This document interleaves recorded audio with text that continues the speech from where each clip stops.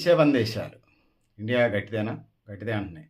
Canada 1, France 2, Germany 3, Italy 4, Japan 5, Britain 6, America 7 వంటి అభివృద్ధి చెందినది 7 ప్రధాన ఆర్థిక వ్యవస్థలు సమాఖ్యగా ఉన్నటువంటి వేదికలో సభ్య దేశాలు ప్రపంచ జీడీపీలో 100కి 30% జీడీపీ ఇక్కడి నుంచే అవుతుంది వరల్డ్. ప్రపంచ జనాభాలో కేవలం 10% జనాభా వీళ్ళ దగ్గర ఉన్నది. సో ఇది పరిస్థితి. ఇట్లాంటి నేపథ్యంలో ఫ్రాన్స్లోని ఎనీమియన్ బైన్స్ సిటీలో జరిగినటువంటి జూన్ 15 నుంచి 17 వరకు జరుగుతున్నాయి G7 శిఖరాగ్ర సమావేశాలు. వీటికి ప్రాధాన్యత కూడా ఉంది. ఆర్థిక, భౌగోళిక, వాణిజ్య యుద్ధాలు, ప్రాంతీయ ఘర్షణలు, కృత్రిమ మేధస్సు, ప్రపంచ యుద్ధాలు, ఇరు దేశాల మధ్య యుద్ధాలు, ఇవన్నీ కూడా ఈ పరిస్థితుల్ని మన ముందు నిలుపుతూ ఉన్నాయి.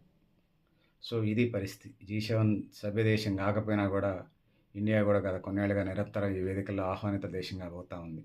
ఎందుకంటే జనాభా 146 కోట్లు 150 కోట్లు పోతూ ఉంది. అంటే 900 కోట్లలో మనం 18% జనాభా ఉన్నాం 100కి ప్రపంచ జనాభాలో. అందుకోసం మన ప్రయారిటీ ఉంటుంది. 100కి 5వ వంతు జనాభా ఉన్నది కాబట్టి.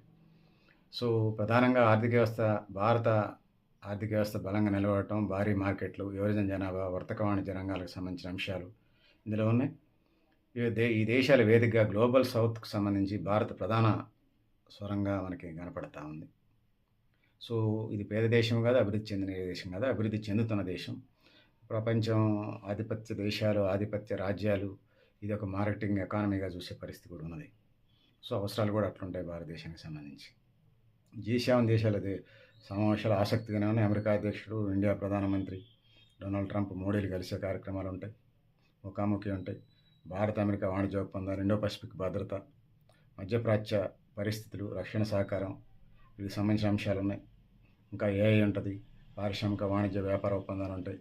ఇక G7 సదస్సు సందర్భంగా ఫ్రాన్స్ అధ్యక్షుడు ఇమాన్యుయల్ మాక్రోన్, ప్రధాని మోడీ ప్రత్యేకంగా సమావేశంగా అవుతారు. వీళ్ళు రక్షణ, అంతరిక్షం, అణుశక్తి, సముద్ర భద్రత, వాణిజ్యం వంటి అంశాల మీద ఆల్రెడీ దౌత్య సంబంధాలు, ఎంబసీలు ఇప్పటికే కార్యక్రమాలు పూర్తి చేసి ఇక పత్రాలు మార్చుకొని మీడియా సమక్షంలో ఫోటోలు తీసి పేపర్లకి, టీవీలకి ఇటే మిగిలింది. మీడియాకి ఇవ్వటం, సోషల్ మీడియాకి ఇవ్వటం. సో వాటికి సంబంధించినటువంటి ఒప్పందాలు ఇప్పటికే రెడీ అయి కూర్చుని వీటిని కంప్లీట్ చేసేసుకుంటారు. ఈ సదస్సులో ఉక్రెయిన్ యుద్ధం, మధ్యప్రాచ్య పరిస్థితులు, అదే ఇరాన్ మీద ఇజ్రాయెల్, అమెరికా యుద్ధం చేస్తున్నాయి కదా, వాటికి సంబంధించి కృత్రిమ మేధస్సు, ఇంధన భద్రత అంశాలు కూడా చర్చలకు వస్తాయి. సో AI చాలా ప్రధానమైనదిగా మనకు కనపడుతుంది, ఆర్టిఫిషియల్ ఇంటెలిజెన్స్.